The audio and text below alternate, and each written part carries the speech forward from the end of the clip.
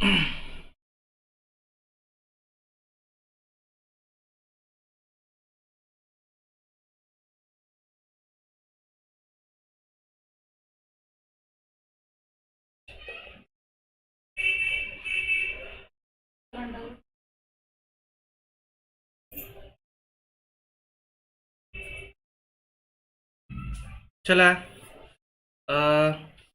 कालच्या क्लासमध्ये आपण पहिला जो पार्ट आहे अवर अर्थ अँड अवर सोलार सिस्टम तो आपण बघितला.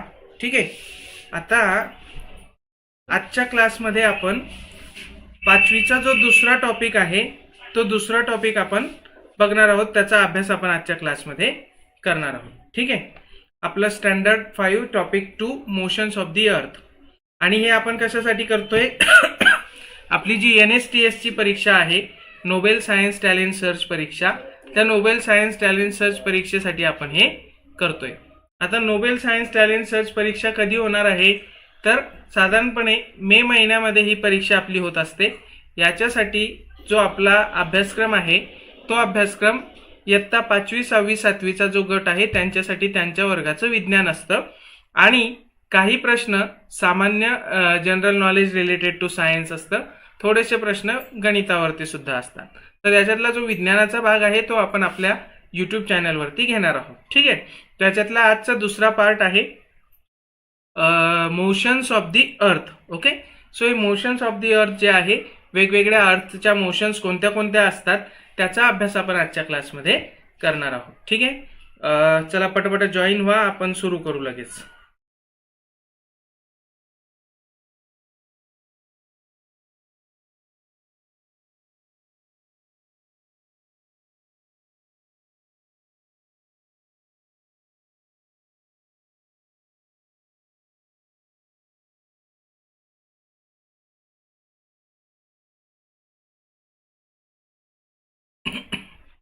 ओके.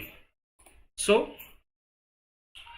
हा द मोशन्स ऑफ द अर्थ. आपली जी पृथ्वी आहे त्या पृथ्वीच्या वेगवेगळ्या गती, त्याच्यामधली सगळ्यात पहिली गती, याच्याबद्दल आपण कालच्या क्लासमध्ये सुद्धा बोललो होतो. कोणत्या प्रकारच्या गती असतात? त्याच्यातली पहिली गती आहे ती म्हणजे रोटेशन. रोटेशन किंवा याला आपण म्हणतो परिवलन. असं परिवलन म्हणजे काय? तर suppose an object which is turning around itself. स्वतः भोवती जर का एखादी वस्तू फिरत असेल तर त्या प्रकारची जी गती असते that is called as a rotation. And that motion is called as a rotational motion of that object. आता हे रोटेशनल मोशन जे आहे, हे रोटेशनल मोशन काय होतं, ते कशाच्या भोवती होतं, that we are going to study. आता हे जे रोटेशन आहे, दॅट रोटेशन मोशन हे ॲक्सिसच्या भोवती होतं. दॅट ॲक्सिस, अक्ष ज्याला आपण म्हणतो. तर अक्ष म्हणजे काय असतं? तर सपोज इथे एक भोवरा आहे, अ top, that is rotating. Okay. तो फिरतोय, पण टॉप फिरत असताना तो त्याच्या अगदी मध्य भागातनं जाणारी, सेंटरमधनं जाणारी एक इमॅजिनरी लाईन आहे, जी काल्पनिक आहे. प्रत्यक्षामध्ये ती असत नाही. त्या काल्पनिक रेषेच्या भोवती हा भोवरा फिरत असतो. The imaginary line around which the object rotates. That imaginary line is called as the axis of the rotation. And it happens with the every object. कुठलीही वस्तू जी स्वतः भोवती फिरते आहे ती वस्तू तिच्या अक्षाभोवती फिरत असते. म्हणून तिचा अक्ष हा खूप महत्वाचा असतो. मग तो एखादा भोवरा असू दे किंवा आपली पृथ्वी असू दे. आपल्या पृथ्वीचा जर विचार केला तर हा जो यन आणि यस नावाचा बिंदू आहे, ज्याला आपण उत्तर ध्रुव आणि दक्षिण ध्रुव असं म्हणतो, दोघांना जोडणारी जी रेषा असते that line is called as a axis of the earth. आणि our earth rotates around this axis.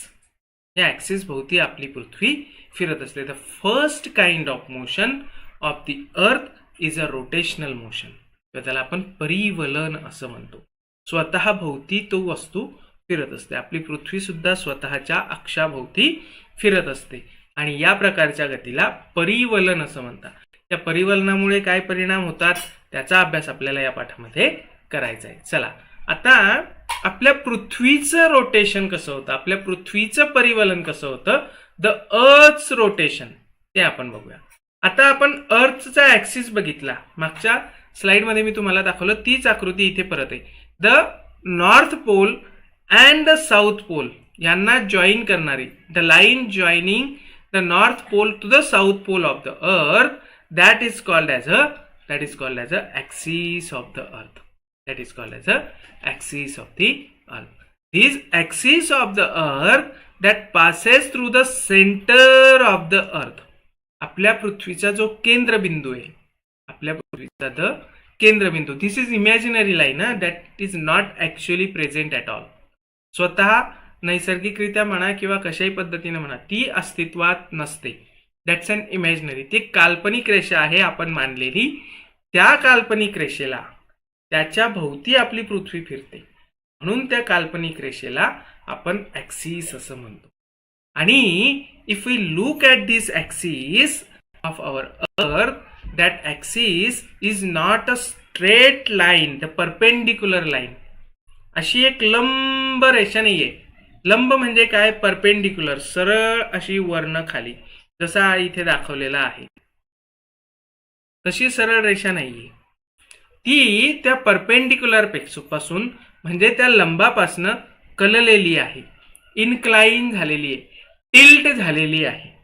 So the axis of our earth is inclined from the perpendicular. त्या लंबकापासनं ती कललेली आहे, तो अक्ष कललेला आहे. So it is called as a inclined. आणि तो किती कललेला आहे, तर इफ सपोज इथपासनं आपण असा विचार केला तर हा जो अक्ष आहे, जो अँगल आहे, अँगल त्यांच्यामधला दॅट इज 23 डिग्री, 23.5 अंश. खरं तर 23.5, 23.5 अंशाने तो अक्ष कललेला आहे. तर अशा पद्धतीनं आपला हा पृथ्वीचा अक्ष. आता द पॉइंट एन हा जो इथे दाखवलेला आहे, त्यात point N is nothing but the north pole of the earth. आपल्या पृथ्वीचा उत्तर ध्रुव आहे. आणि पॉइंट एस जो दाखवलाय south pole of the earth. South pole of the earth हे नॉर्थ पोल आणि साऊथ पोल हे जिओग्राफिक पोल्स आपल्या पृथ्वीचे, भौगोलिक उत्तर ध्रुव आणि भौगोलिक दक्षिण ध्रुव.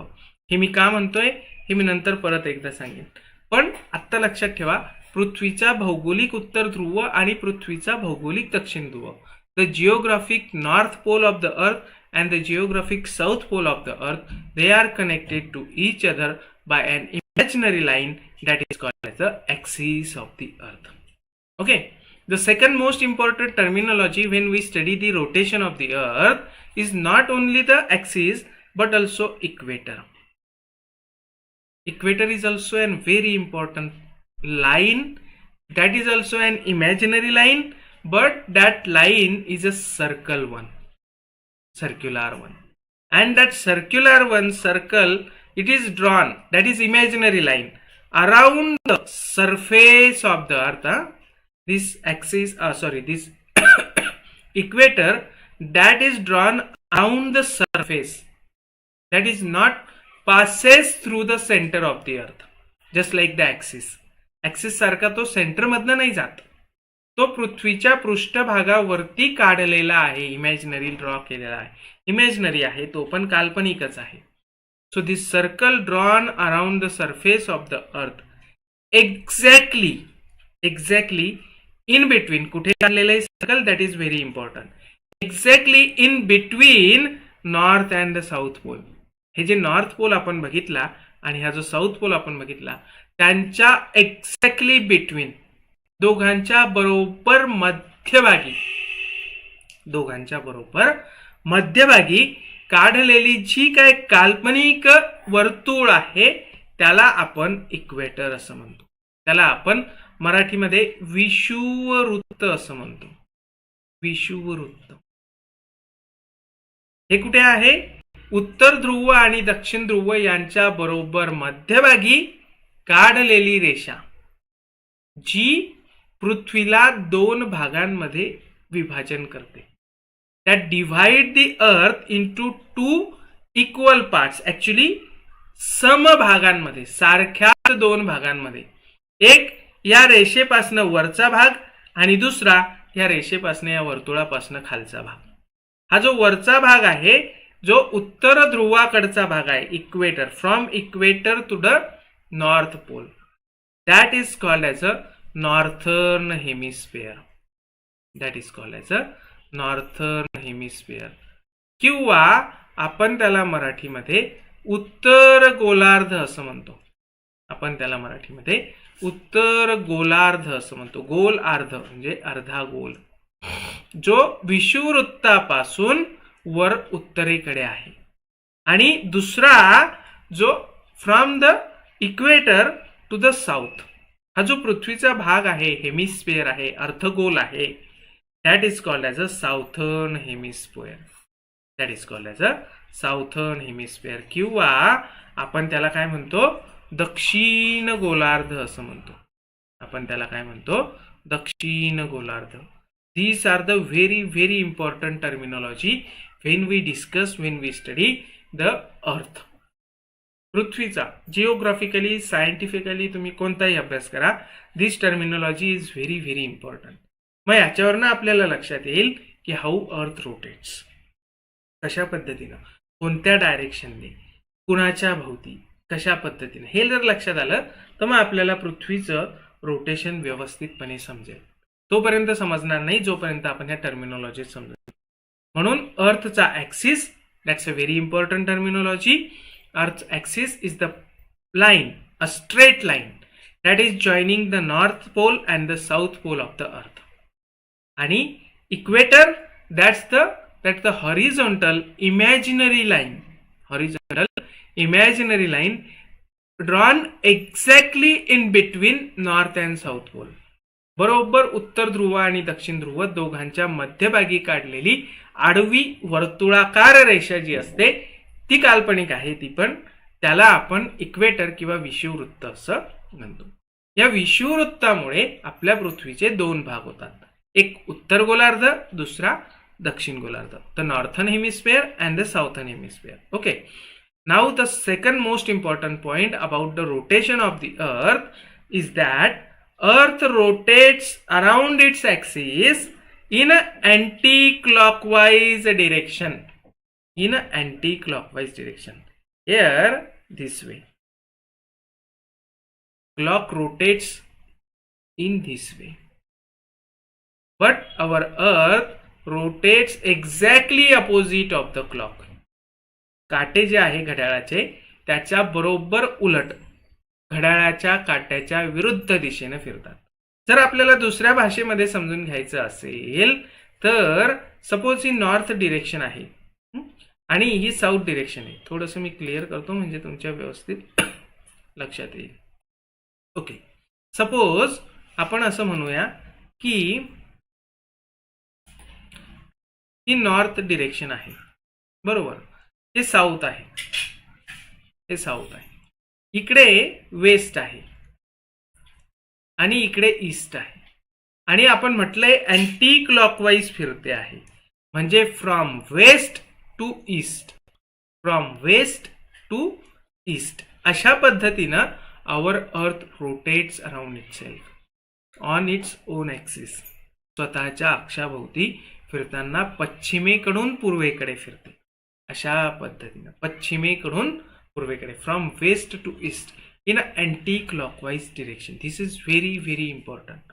आत्ता जेव्हा आपण अक्ष बघू, जेव्हा आपण वेस्ट टू ईस्ट डायरेक्शन बघू, जेव्हा आपण इक्वेटर बघू, at that time we will get to know the exact rotation of our earth, how it happens. ते कसं होतं ते आपल्याला एक्झॅक्टली लक्षात येईल जर आपण व्यवस्थितपणे north pole, south pole, axis and the equator त्यांचा विचार केला आणि मग आपण म्हटलं from west to east in a anti clockwise direction our earth rotates around its own axis. ठीक आहे, so this is about the rotation of the earth. मग what happens because of this rotation, या रोटेशनमुळे exactly नेमकं होतं काय, what is the effect of this rotation. The first and most important effect of the rotation is the sunset and the sunrise. The sunset and the sunrise. आपल्याला सकाळी सूर्योदय झालेला आणि संध्याकाळी सूर्यास्त झालेला दिसतो. That is because of the rotational motion of the earth around its axis. आपल्या पृथ्वीची जी वर्तुळाकार गती आहे स्वतःभोवतीची, जिला आपण परिवलन असं म्हणतो, त्या परिवलनामुळे सूर्योदय आणि सूर्यास्त होतो. खरं तर सूर्य उगवतही नाही, त्याचा अस्त पण होत नाही, तो एका जागी स्थिर असतो. आपली पृथ्वी स्वतःभोवती फिरते in anti clockwise direction. So at the point of a time there is a day on a half part of the earth and there is a night on the half part of the earth and there is a sunset and the sunrise. So this day, night, sunset, sunrise, these are nothing but the effects of the rotational motion. How we will try to just study it, की कसं असतं ते समजून घेण्याचा प्रयत्न आपण करूया. Day, the period of time that Earth takes to complete one rotation. The period of time that Earth takes to complete one rotation.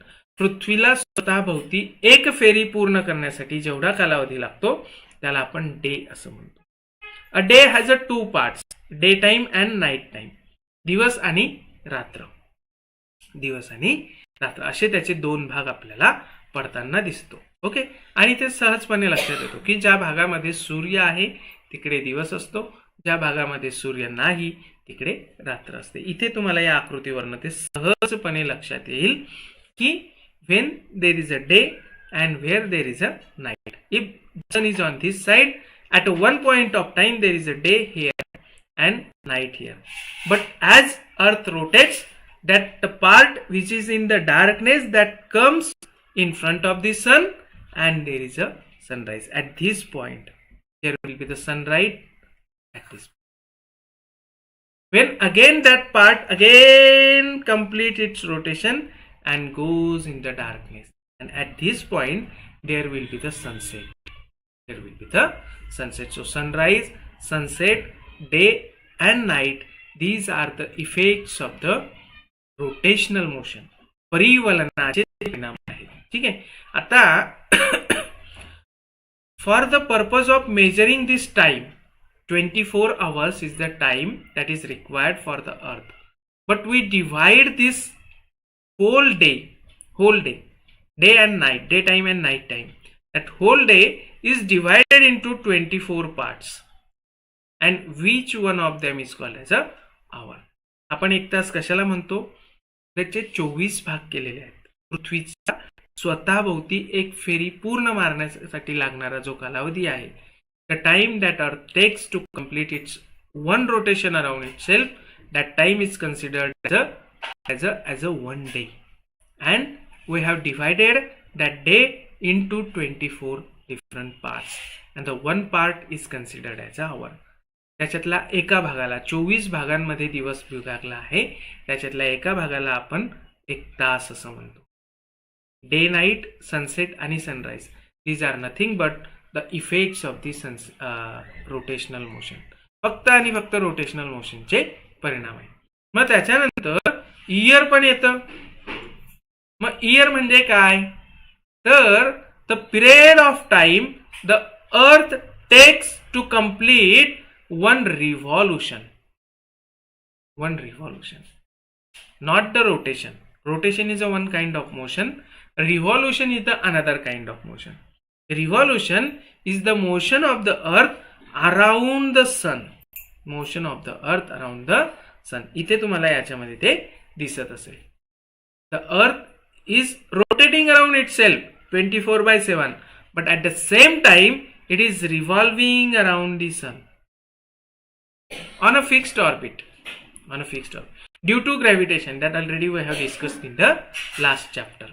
So with rotational motion there is another kind of motion of our earth that is called as a revolution. आता हे जे revolution आहे त्याला आपण मराठीमध्ये परिभ्रमण असं म्हणतो. परिभ्रमण. Okay, so revolution. आणि हा जो पिरियड आहे की one revolution around the earth, सन, सूर्याभोवती एक फेरी पूर्ण करण्यासाठी लागणारा काळ, that is called as a 1 year. 1 year. एक फेरी पूर्ण मारण्यासाठी लागणारा काळ. Okay, so there are 365 days. आपल्याला माहिती आहे एक वर्षभरामध्ये 365 डेज अँड 6 अवर्स असतात. लीप इयर असेल तर एक extra day 366 day. But that leap year आणि तो डे काय आलेला आहे तर हे जे एक्स्ट्रा 6 अवर्स आहे 365 days are there but not exactly 365 days required for the complete one revolution. It requires 365 days and 6 hours. So these 6 hours in 1 year, 6 hours in a second year, 6 hours in a third year, 6 hours in a fourth year makes a complete day, and that 24 hours a one day is added at every 4 year as a leap year. That is 29 February. Extra day add करावा लागतो 4 वर्षानंतर, कारण पृथ्वीला 365 दिवस आणि त्याच्यावरती आणखी 6 तास लागतात सूर्याभोवती एक फेरी पूर्ण करण्यासाठी. आणि हे 6 तास प्रत्येक वर्षी ऍड होत जाऊन 4 वर्षाच्या कालावधीमध्ये एक पूर्ण दिवस होतो. आणि म्हणून 29 फेब्रुवारीची तारीख आपल्या कॅलेंडरमध्ये आपल्याला ऍड करावी लागते. त्याला आपण लीप इयर असं म्हणतो. आणि ह्या लीप इयर मध्ये it has a 366 days instead of 365. मग हे जे इयर आहे, हे जे वर्ष आहे, हे कशामुळे होतंय तर that is because of the revolution of the earth around the sun. Revolution of around the sun. आपल्या पृथ्वीचं सूर्याच्या भोवती होणारं परिभ्रमण जे आहे त्या परिभ्रमणामुळे आपल्या इथे वर्ष ही कालगणना आपल्याला करता येते. त्याच्यामुळे आपले कॅलेंडर्स आलेत सगळे 365 दिवसाचे आहेत. 4 वर्षाच्या नंतरचे लीप वर्ष येतं, त्याच्यामध्ये मात्र आपण एक दिवस ऍड करतो 29 फेब्रुवारीचा. So this is about the revolution. आता फक्त एवढंच होतं का या रिव्हॉल्युशनमुळे आणि या सगळ्या याच्यामुळे तर नाही. आपल्याला आणखीन एक महत्वाची गोष्ट दिसते. काय गोष्ट दिसते की सपोज उन्हाळ्याच्या दिवसामध्ये आपण असं म्हणतो की दिवस खूप मोठा आहे आणि हिवाळ्याच्या दिवसामध्ये आपण असं म्हणतो अरे दिवस किती छोटा आहे. So the length of day and the length of night that is different in different seasons. Unequal day and night, these are the most important effects due to the some kind of motion of the earth. कशामुळे होतं काय होतं ते आपण आता बघू. पण हे असं आहे की डे आणि नाईट यांची लेंथ वर्षभर सारखी नसते. 24 तासांचा दिवस आणि 24 तासांची रात्र असं कधीच नसतं. वर्षातनं फक्त 2च दिवस आहे, त्या दिवशी ते होतं. त्याच्या व्यतिरिक्त इतर दिवशी दिवस मोठा किंवा दिवस लहान, रात्र मोठी किंवा रात्र लहान अशा पद्धतीचं ते असतं. आणि दुसरा परिणाम आपल्याकडे जाणवतो दॅट इज सीझन्स. ऋतू आपल्याकडे उन्हाळा, हिवाळा, पावसाळा अशा पद्धतीनं ऋतू आहेत. बाकीच्या जगामध्ये काही इतर देशांमध्ये उन्हाळा आणि हिवाळा हे 2च ऋतू आढळतात. तर हे सीझन्स का आहेत, अनइक्वल डे आणि नाईट्स का आहेत, ते कशाचे परिणाम आहेत ते आता आपण बघूयात. आता ऍक्सिस जो आहे आपल्या अर्थचा, we have studied that the axis of our earth that is inclined. आणि आपली पृथ्वी सूर्याच्या भोवती रिव्हॉल्व करते, सूर्याच्या भोवती परिभ्रमण करते. या 2 गोष्टींमुळे because of this 2 things, the inclined axis and the revolution of the earth around the sun, this 2 effects are same. या 2 गोष्टींमुळे अनइक्वल डे अँड नाईट आणि सीझन्स या होतात. 22 मार्च ते 23 सप्टेंबर 22 मार्च ते 23 सप्टेंबर या काळामध्ये नॉर्थर्न हेमिस्फिअर जो आहे, जो आपण उत्तर गोलार्ध बघितला, that northern hemisphere has a longer day, warmer days and there is a summer because the sun as having a perpendicular rays directly in front of the northern hemisphere. म्हणजे from equator to 23.5 अंशाच्या अक्षापर्यंत, from equator to 23.5 अंश, त्याला आपण tropic of cancer असं म्हणतो, कर्कवृत्त असं म्हणतो. त्या कर्कवृत्तापर्यंत तिथपर्यंत सूर्याची आपल्याला भासमान भ्रमण होताना दिसतं. आणि सूर्य त्यावेळेस आपल्याबरोबर त्याच्यातल्या एका पिरियडमध्ये एका दिवशी तो डोक्यावरती येतो. त्याच्यामुळे लंबरूप किरण पडतात, परपेंडिक्युलर सनरेज पडतात आणि मग त्या ठिकाणी वार्मर डेज, लॉंगर डेज आणि उन्हाळा आपल्याला जाणवतो. In the period of 22 March two 23 September in the northern hemisphere, म्हणजे साधारणपणे आपल्याकडे. At the same time, if we go in the southern hemisphere, there are longer nights, less heat, and there is winter. ऑस्ट्रेलियामध्ये किंवा दक्षिण आफ्रिकेमध्ये तिकडे हिवाळा असेल, आपल्याकडे उन्हाळा असेल, तेव्हा असं होतं. धिस 22 मार्च आणि 23 सप्टेंबरच्या कालावधीवर. 23 सप्टेंबर ते 22 March exactly opposite. Southern hemisphere असेल तर तिकडे उन्हाळा असेल आणि आपल्याकडे नॉर्थर्न हेमिस्फिअर मध्ये त्याच पिरियडमध्ये हिवाळा असेल. So this is due to the inclined axis of the earth and the revolution of the earth. Okay, differences in about days due to leap year. याच्यामध्ये थोडासा फरक पडू शकतो. 22 मार्चचं 23 मार्च होऊ शकतं, 23 सप्टेंबरचं 22 सप्टेंबर होऊ शकतं. अशा पद्धतीचे डिफरन्सेस एका दिवसाचे लीप इयरमुळे येतात. आता सीझन्स आहेत ते समर आहे, रेनी सीझन आहे, विंटर आहे, जसं मी तुम्हाला आपल्याकडे सांगितलं तसं. मराठी म्हणजे साधारणपणे जर का हे विचार करायचा झाला तर आपल्याकडे 6 सीझन्स मानले जातात, 6 ऋतू आपल्याकडे मानला जातात. वसंत असेल, ग्रीष्म असेल, वर्षा शरद असेल, हेमंत असेल, शिशिर असेल, अशा पद्धतीचे 6 ऋतू आपल्याकडे मानले जातात. ठीक आहे. समर, रेनी सीझन आणि विंटर हे तर आहे. याच्याबरोबर हे 6 ऋतू सुद्धा आपल्याकडे मानले जातात. But this seasons and the unequal day and night is because of the revolution of the earth आणि टिल्टेड ऍक्सिस किंवा inclined axis of the earth. मग आपल्याला चंद्राच्या कला सुद्धा दिसतात. सन, मून अँड अर्थ they are not always along a straight line. ते एका सरळ रेषेत प्रत्येक वेळेस असतात असं नाही. आणि आपल्याला पृथ्वीवरनं चंद्राची फक्त एकच साईड दिसते, only one side of the moon. Why does this happen? याचं कारण असं आहे की चंद्र हा आपल्या पृथ्वीभोवती फिरतो, त्याचबरोबर तो स्वतःभोवती सुद्धा फिरतो. म्हणजे जसं आपण म्हटलं की there are 2 different kinds of motion to our earth, at the same time there are 2 different motions of the moon around itself and around our earth. आपल्या पृथ्वीच्या भोवती सुद्धा आणि स्वतःभोवती सुद्धा अशा 2 गती चंद्राला सुद्धा असतात. त्याच्यामुळे आणि 2 गोष्टी असल्यामुळे 2 मोशन आहेत, पण ह्या दोन्ही मोशन साठी लागणारा कालावधी, the time required for 1 rotation and the time required for 1 revolution of the moon is near about same. तो जवळपास सारखा आहे. त्याच्यामुळे गंमत अशी होते की from earth we can see only 1 side of the moon. आपल्याला फक्त एकच बाजू दिसते. आता तो चंद्र दिसतो का? तर आपण काल बघितलं की it's a natural satellite of our earth. आपल्या पृथ्वीचा तो नैसर्गिक उपग्रह आहे, तो सॅटेलाइट आहे. So it does not have its own light. ठीक आहे.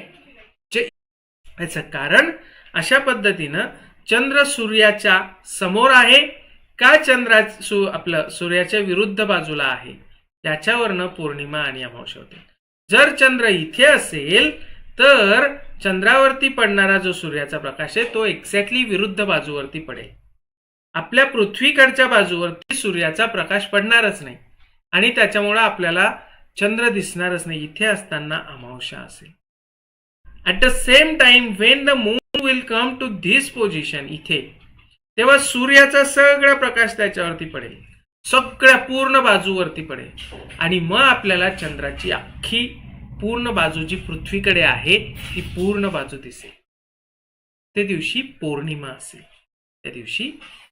असेल. सो चंद्र आपल्या पृथ्वीभोवती फिरत असताना कोणत्या स्थानावरती आहे, कुठे आहे, याच्यावरनं त्या दिवशी पौर्णिमा असेल, अमावस्या असेल, अष्टमी असेल का नेमकं एक्झॅक्टली काय असेल, आपल्याला चंद्राच्या किती भाग दिसेल हे ठरत असतं.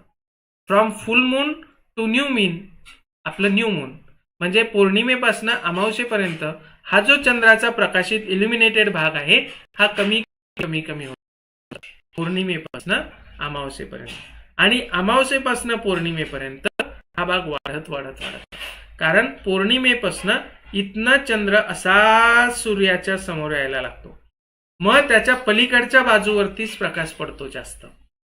आपल्याकडे जी बाजू आहे त्यावरती प्रकाश पडत नाही, त्यावरती कमी प्रकाश पडतो, मग तेवढाच भाग उजळतो आणि तेवढाच भाग आपल्याला दिसतो. अशा पद्धतीनं ते फेजेस ऑफ द मून किंवा त्याला आपण चंद्राच्या कला असं म्हणतो ते आपल्याला दिसतं. त्याच्यामुळे मग काय होतं, लुनार मंथ आलेत, मग चंद्र महिना चांद्रमास आलाय आपल्याकडं.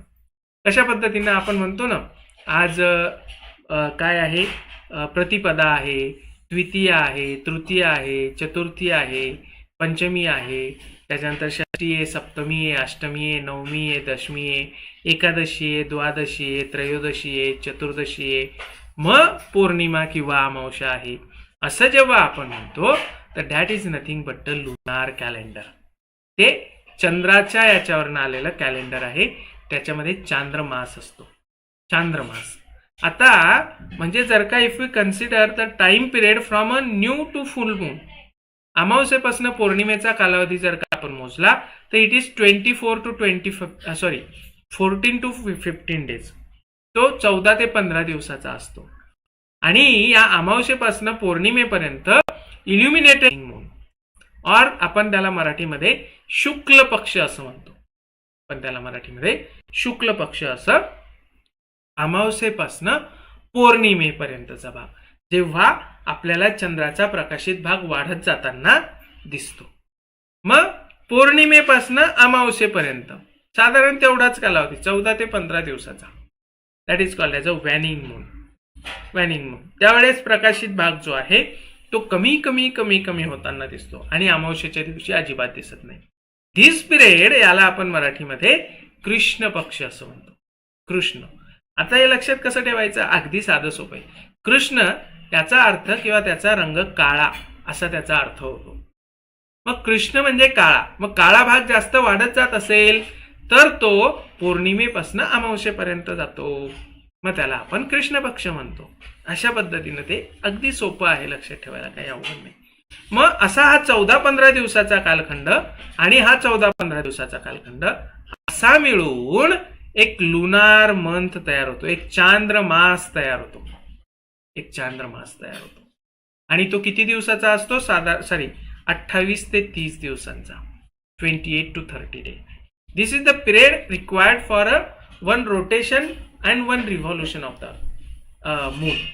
चंद्राच्या एका परिवलनासाठी आणि परिभ्रमणासाठी लागणारा हा कालावधी, एवढा कालखंड त्याला एक फेरी पूर्ण करण्यासाठी लागतो, स्वतः भोवती सुद्धा आणि आपल्या पृथ्वीच्या भोवती सुद्धा. So this is about the lunar month. आणि लुनार मंथ मधला किंवा चांद्रमासामधला प्रत्येक दिवस जो आहे त्याला तिथी म्हटलं जातं. म्हणजे मी तुम्हाला आजचं सांगितलं, पौर्णिमा, अमावस्या, अष्टमी, सप्तमी, षष्ठी, अशा पद्धतीनं. So each day, every day, that is called as अ तिथी. त्याला आपण तिथी असं म्हणतो. तर अशा पद्धतीने हे rotation of the earth, revolution of the earth, रोटेशनचे परिणाम, रिव्हॉल्युशनचे परिणाम याचे आपण याच्यामध्ये अभ्यास केला. आता एकदा रिवाइज फक्त करून घेऊ शेवटचं. रोटेशन ऑफ द अर्थ, rotation of the earth around its own axis, त्याला परिवलन असं म्हणतो, स्वतः भोवती, आणि त्याच्यामुळं डेज आणि नाईट होतात, त्याच्यामुळं सनराईज सनसेट होतं. रिव्हॉल्युशन ऑफ द अर्थ म्हणजे पृथ्वीचं सूर्याभोवती परिभ्रमणामुळे वर्ष होतं. परिभ्रमण आणि इन्क्लाइंड ॲक्सिस, परिभ्रमण आणि इन्क्लाइंड ॲक्सिस किंवा आपला जो अक्ष आहे तो कललेला आहे, याच्यामुळे आपल्याला सीझन्स होतात किंवा ऋतू होतात. फक्त परिभ्रमण जर का विचार केला तर त्याच्यामुळे वर्ष होतं. ठीक आहे. आणि परिभ्रमणामुळं डे आणि नाईट, दिवस आणि रात्र, सूर्योदय आणि सूर्यास्त होत असतात. ठीक आहे. तर अशा पद्धतीने आपण दुसरा पाठ बघितला. याच्यानंतरचा तिसरा पाठ आपण पुढच्या क्लासमध्ये, उद्याच्या क्लासमध्ये बघूया. ठीक आहे. जर आवडला असेल तर लाईक करा, शेअर करा आणि आपल्या चॅनलला सबस्क्राईब करायला मात्र विसरू नका. ठीक आहे.